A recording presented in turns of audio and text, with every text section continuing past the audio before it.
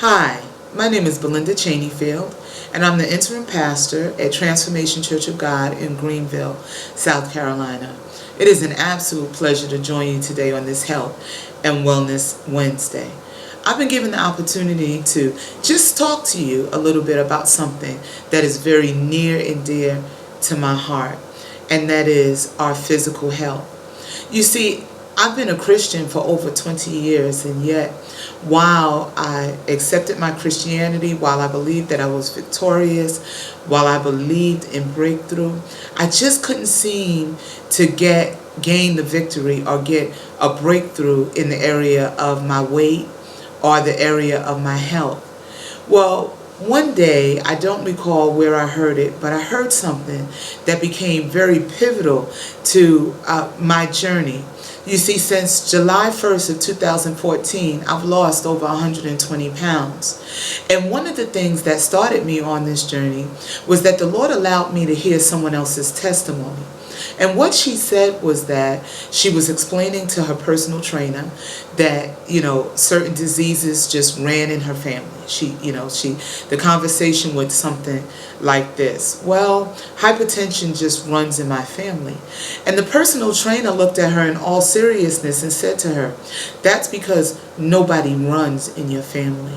And then the personal trainer began to explain to her that certain behaviors beget certain behaviors and beget certain results.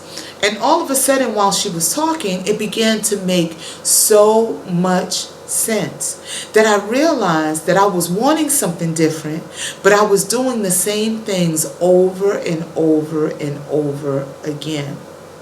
And in case someone thinks, well, there's no spiritual basis for this, in Hosea 4:6, God says, my people perish. In other words, my people die for lack of knowledge. He didn't say that they were dying because they had to. He didn't say they were dying because he wanted them to. He said, my people are dying for lack of knowledge. It was from that moment on that I began to seek out knowledge and wisdom to gain the victory. You see, since July 1st, 2014, I've lost over 120 pounds. And while I'm grateful for the breakthroughs in the weight loss and the health, what I find that I'm even more grateful for is the breakthrough in my spiritual relationship with the Lord. You see, because what God began to point out to me is that really I was suffering from lack of faith. Now, I'm not accusing you. I'm telling you my testimony. You see, I began to say things like, well, this is just my lot in life. These things just run in my family. And I just thought, well, I might as well just accept it and just do the best that I could with it because, hey, this was just my lot in life. Even by expressing that, what I had done was I had negated the power of God to change my life. What I had done was I told myself that it wasn't even necessary to pray about that because that there was nothing that could be done about it. I was just going to live that way forever. You see, once I realized what I had done, once I realized the area of my ways, I was able to take those same principles and now apply it to other areas of my life.